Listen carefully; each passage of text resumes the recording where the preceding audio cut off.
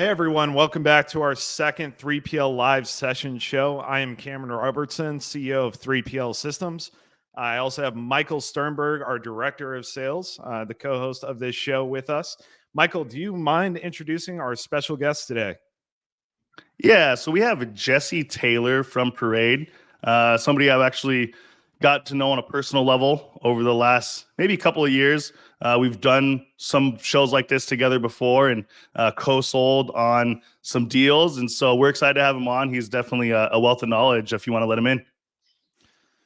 Welcome, Jesse. Hey guys, thanks for having me on. Great to see you guys. You as well. Yeah, so hey, where are you right now? Let's let everybody know where you are. I am in Brazil right now. I am in Florianópolis, Brazil, reporting live. We are, my wife is Brazilian. I came to Brazil on a study abroad back in college. One thing led to another. I'm married to an amazing Brazilian woman, and part of that involves me getting to come down to a tropical paradise and working remotely every once in a while. So that's where I am right now. Sounds incredible. I'm sure we have a bunch of listeners in the Midwest and the East Coast, being that we settle the transportation space, that are probably hating you right now.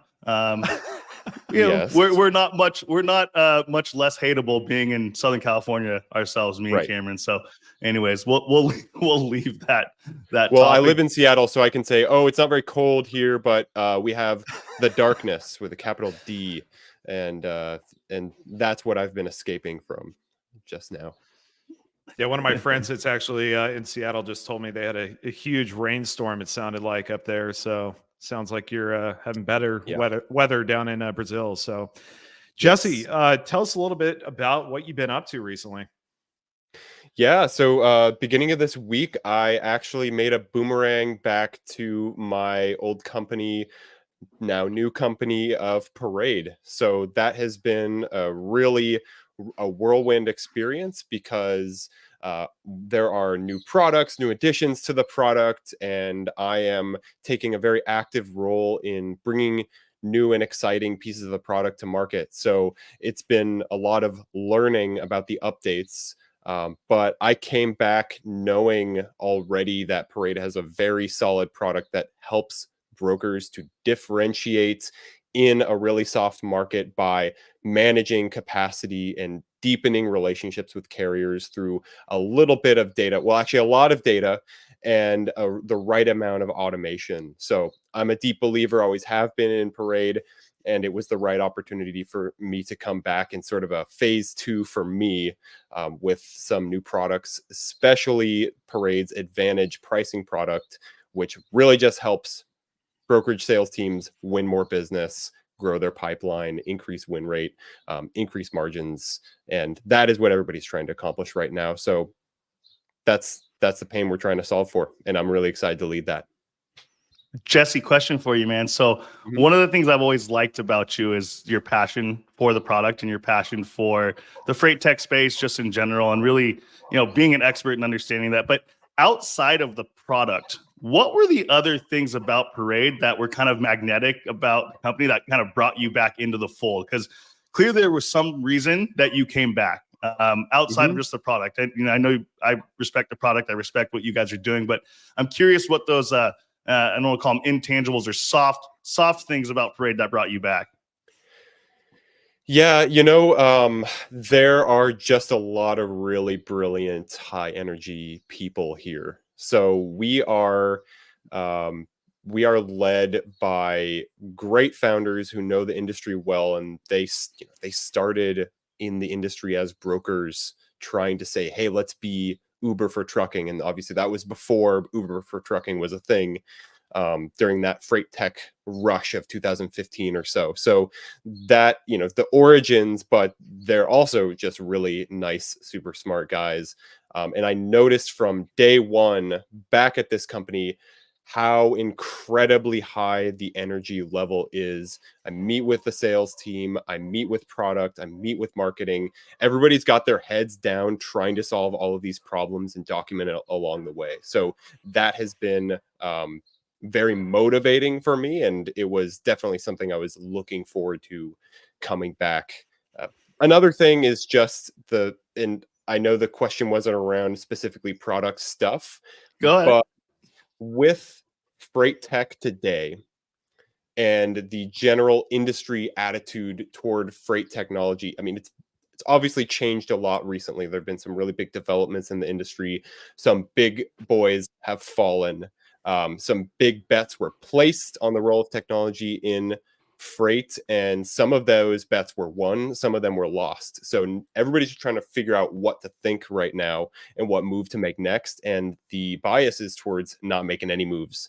So a lot of that involves an increased need for a trusting, candid relationship between a freight tech seller and their customers. And a huge piece of that is, well, there are a few of them. One of them is humility and saying, you know what, there's some things I know really well, and there's some that I don't, and I hope that you can teach me. The second is reliance on data.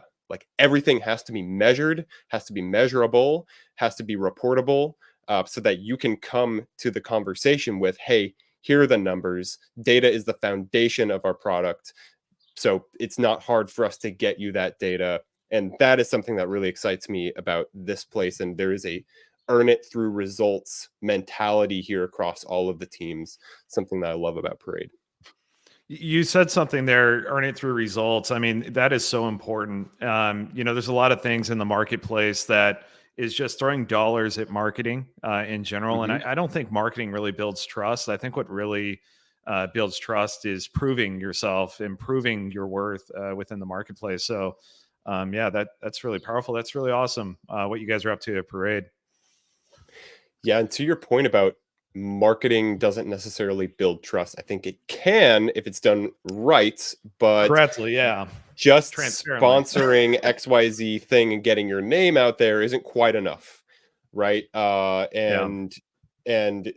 does help to get awareness of your brand. But what is your brand anyway? Is a really big part of it. And with sales and marketing, there's this dance of scalability of efforts, because with marketing, you can scale your efforts to reach more people with your message. But on the other end of the spectrum, sales, yeah, it's less scalable, but you can get in there one-on-one with somebody, have that conversation. And if you're asking the right questions and really getting through to them and connecting, honestly, from a selfless basis, at least to start out with, we don't need to beat around a bush and pretend we're not trying to sell something, but going in there with true empathy, that is hard to do with marketing. So I am really interested in learning more right now about that balance, and kind of perfecting it as much as I can, at least on the sales side. So I want to run with that real quick, Jesse. So you mentioned balance, right? And I know, and anybody else who's watching this probably knows that you're fairly active on LinkedIn. And I'm curious how you balance personal brand and being an employee of Parade, right? Because ultimately you do represent both, right? I understand Jesse is an individual, but Jesse is also a salesperson for Parade, right? And so with those two, not necessarily being in conflict, but how do they live in harmony? And how do you look at that from your perspective on how to balance the two on LinkedIn? Yeah, it's something I think about all the time. And anybody who is building a personal brand on LinkedIn, Twitter, social media, whatever it is, has to think about that balance. I think that something that it has become more and more clear to me is that people buy from people. And when we think about that marketing to sales spectrum, people buy from sellers, they buy from people, at least in this B2B market. So I position myself in my personal brand. I love to generate interest in the product that I'm selling, but more than that, I want to generate trust in me as an individual, especially because hopefully Parade someday is going to make an exit where everybody's gonna do very well, or I don't have any I don't believe that I'm going to work at Parade forever for the rest of my life. I already left before, so it is true, just being perfectly candid, right? And I think that the personal brand is something that you can actually monetize on in the long run. Who knows how? That's to be decided way later. Parade's not paying me though. They're not paying me to run my LinkedIn page. Parade is paying me to connect brokers with a good fit solution for their capacity and sales problems and goals and close deals, right? So in as much as the LinkedIn stuff helps me do that, honestly, the LinkedIn stuff is only partially to help me have more conversations about that. And it's really about helping me to learn more, learn about different people in the industry, even the ones who could never buy something from me, and just increase my industry knowledge that can help me in whether it's a sales conversation or any type of conversation. Because it's not about the post, it's about the comment section. And the comment section is where the people will push back. They'll offer their own perspective. Those are the kinds of discussions that I'm trying to have through the social media. So I want to jump in there. So there are a few things. Me and my role as CEO at the company, I definitely encourage our team to go on LinkedIn, post about themselves and also the company. You're also representing your organization when you're on LinkedIn, whether anyone views it that way or not. It's a very important thing to realize that your executives or your founders or whoever you're working for are watching your content on LinkedIn. So there's definitely something there to be said. And if you start posting things that are like out of the left field, that can also impact your career. And so it's really important to manage like what you do, Jesse, and what Michael does on LinkedIn. You guys are providing real content, things that actually have meaning behind it. You're providing knowledge to the industry, and I think that's really powerful. And so it's definitely something.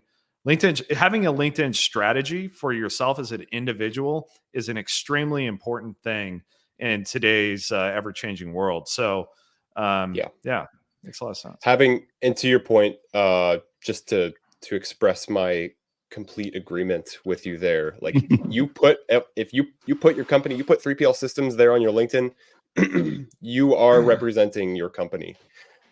So that might just mean, it's your face and then it's got that logo next to it, so it's that balance. So your political takes can't be too hot, and you're and you can't enrage too many people, because if you are harming your own brand, you are in turn partially harming your own company's brand. So nobody wants that. So a lot of people don't take that. Yeah, a lot of people don't take that in consideration. Like what you're posting is a direct representation of your organization. Whether you view it that way or not, that is reality. And so companies, I've heard of silent exiting people because of things that are getting posted on social media, and that can go as deep as even personal social media. So we even see that type of stuff in the news. But yeah, it makes a lot of sense. Yeah, I want to add a little bit in here. It's my take, I think, is probably pretty similar to yours, Jesse. And Cam and I talk about this a lot. Actually, Cam was probably the biggest reason why I started posting on LinkedIn. Something our director of marketing, Jeremy, was big on and early on compared to me in my old classically trained sales brain. And Cam's like, hey, you should start posting on LinkedIn. Like, okay, yeah, that makes sense. And so I started doing it and really developing a strategy over time of not necessarily being like an expert, but at least saying like, hey, this guy Mike knows what he's talking about a little bit. He's got some semi-informed opinions. And to your point, Jesse, like I can trust him. And it's really interesting kind of the network effect. And so I just want to kind of give you a shout out, a public shout out, because I texted you about this. It was maybe a month and a half, 2 months ago. I made a post about our platform, actually, about our TMS. And you commented on it, something, I don't know, one of the only TMSs I've never heard someone complain about or whatever. I don't know what it was. It was a super nice comment. And I got an inbound lead. Like 10 minutes later, said LinkedIn was the source. And I asked the guy, he said, yeah, I saw Jesse Taylor's comment on your post. And I thought, well, I trust Jesse. And that's a crazy thing for someone to say about a TMS. And so I reached out, and, I texted you immediately, like, hey, dude, thank you. Yeah. This is awesome. But it's been a cool thing for me to learn kind of how that can play a piece. Like you said, Jesse, I don't get paid to post on LinkedIn. LinkedIn doesn't generate all of my leads and all of my revenue and everything that I get paid commission on. And I don't expect it to. However, if you're not everywhere, meaning if you're not in emails, if you're not on LinkedIn, if you're not in inboxes, voicemails, and phone calls, if you're not everywhere, you're missing out, right? And I think being able to establish that brand personally, company-wise, and all the trust, it's an all-encompassing thing that kind of all comes together as one, right? Yeah, absolutely. And I think also there is a time and a place to sell. And I think that LinkedIn is not really the best place. I have heard pretty consistently from people that they don't like being sold to on LinkedIn. When I see a seller, a well-intentioned seller, posting about their company's product very, very explicitly, like, here are all the benefits of my product, please buy it, DM me, or whatever. That is better, heck of a lot better than doing nothing, first of all. But it doesn't resonate as well as what I've found to work well for me, which is, here's how I'm thinking about these things. Here is some social proof, maybe. Hey, this came from conversations I've actually had with brokers. I'm not just making this up.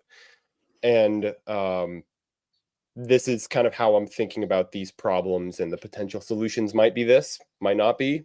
I'm not even thinking about, I rarely post about the solutions themselves, actually. I'm mostly poking the bear and thinking about what are kind of the problems out there. Here's how I think about them.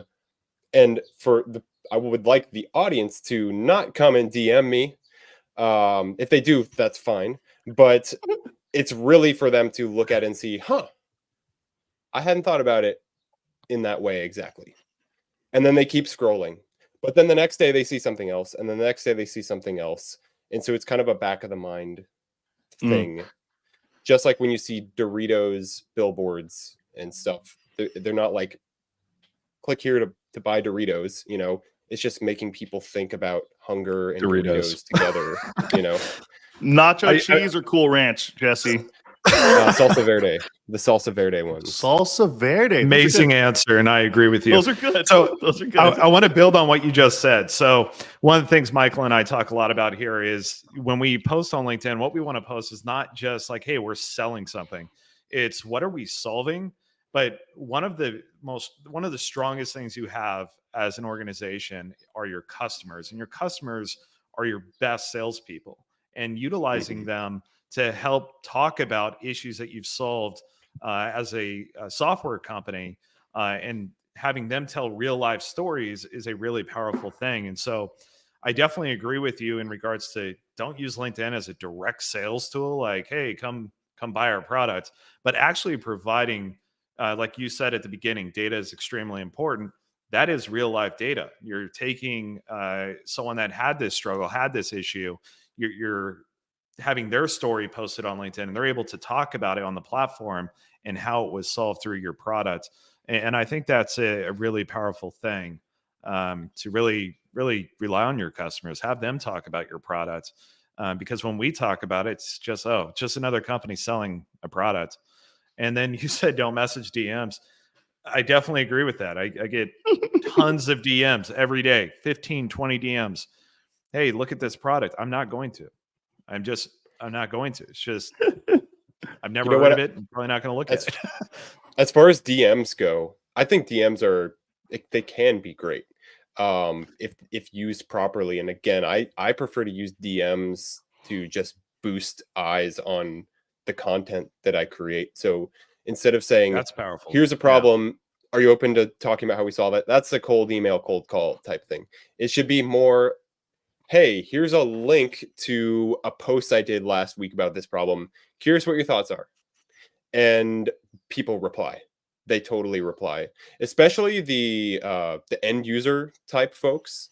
I mean, end users are the ones feeling the pain day to day, and not whether, take Parade, for example. They're the ones that don't know exactly what to bid for freight and don't know what kind of capacity that they have and spend too much of their time searching for the right truck, or, hey, I know that I shouldn't just be going to boards and getting brand new carriers for every single load, that carrier reuse is a good thing. I just don't know how to solve it. So those end users are really good for generating knowledge, because you guys are, and I are both trying to increase our knowledge of the market, of our customers' needs, of our product, all of those things at the same time. And I think the best way to do that is just conversations. And like I said, the comment section, it's gold. Makes sense.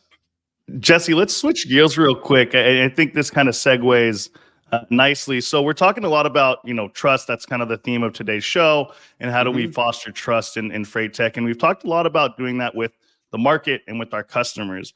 But what I think is equally as important is fostering trust internally, meaning how does your product team interact with your sales team, and how does the trust there important, and how does it evolve over time, and how do you see that playing out inside of your organization? I'm just curious how that looks.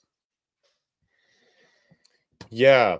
I think that there is a very important feedback loop that happens, obviously, between product, sales, and marketing, and all those folks need to be in sync. And as far as trust goes, I think if you think about trust as being willingness to make yourself vulnerable to the actions of Love other that. people, I love that.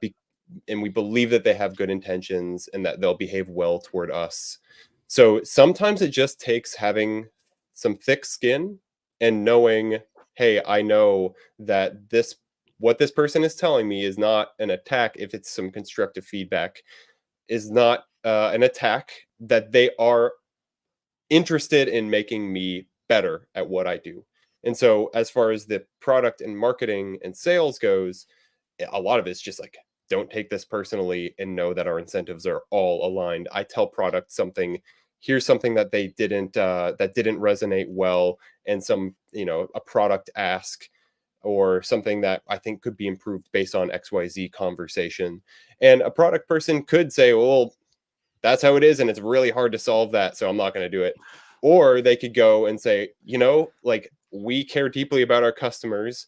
There are obviously costs associated with changing that, but let's continue to collect more data, because, an anecdotal customer feedback is not the same as every single customer we showed this to had this bit of feedback about it. So there's a difference there. And from product to back to sales, it's like, you need to better deeply understand how this product works, and it's showing that you don't know. And so I need to educate you on those things. And sales needs to be ears wide open about that, because it is their job to be, I think, subject matter experts as much as possible. That's how I found the most success myself. So that trust, that feedback loop involves a lot of trust, a few trust falls along the way, and the thick skin that goes along with it. So I want to jump in right there. How do you guys manage that feedback loop? I'm 100% aligned with that thought process. And Michael and I are really, really big on that. We're in constant communication with our customers, our development staff, our support staff, and everything else. But how are you at Parade managing that to make sure everyone is on the same page? And you being in sales directly, you're able to hear these challenges people are up against. And so how do you, one, verify that what they're asking for is something you need to address? And two, how do you make sure everyone learns about what's going on? Sure. I want to make sure I'm not stepping out of line about, internal processes and things like that, but I can definitely tell you high level. Sure. We're a data-driven company. And so, everything conversational intelligence is a big part of it. And just collecting data on, how many times we can figure out how many customer calls had this thing brought up and say exactly how many. And that is a really useful tool to have. So that's kind of one bit of it. And then translating that data into internal communication. It's really about documentation, right? And just having a place to put it, and not just, hey, I'm going to just send a Slack message to that person I think is the person in charge of it. That doesn't scale. So putting it into documentation is, I think, and also an important part. And monitoring, keeping tabs of like, is this something that we're looking at fixing? Is this something that we're looking at improving? Rather, those are all kind of important things. Yeah, I think a big piece of it too, just like philosophically speaking, and you touched on this a little bit. If the dev team or the product team knows that the salesperson or the marketing person actually understands the product, then they're going to value what they're saying a lot more, right? And so I kind of started the show with this. I know that you know the product well, but you were like the first sales engineer at Parade, weren't you? Yeah, so I was the first sales engineer at Parade back when it was 12 employees. Right. So you know the product. I came not knowing what a sales engineer was. Right. But no, it's a unique thing, and I think at least in my experience, if you can position yourself in a way that the rest of the team knows that you aren't just talking out of your ass, and you know the product, and you know what's missing, what it can do, what it can't do, like it's more of a again, it's a trust thing, right? Like you said, with everything, it's with the customers, it's internally, the whole network is dependent upon you being someone that can be trusted, right? And so I don't know, I think I'm ranting. That's just a really interesting topic. Yeah, definitely. The way when I first got into sales, I was, as an SDR, I had this very one-track prototype mind about what is a good seller, and that was definitely promoted, especially if you're an SDR and you're doing high activity. You got to have that thick skin and hustle and all that stuff. Those are traits that are really good to have for an SDR, but it didn't feel good on my soul to just the idea of like, don't think, just do it, do more of it, 10x. That works. I'm not even putting down that 10x thing because that works great for a lot of people, and it feels very natural to them. It doesn't feel natural at all to me, and so it just doesn't work.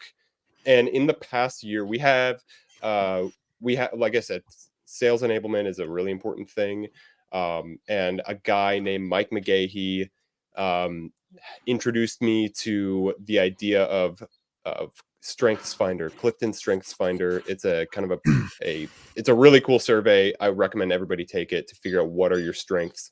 And instead of focusing on your weaknesses and what you need to do better, I learned to embrace what I'm good at and double down on that. So I figured out through that I think deeply about things all the time.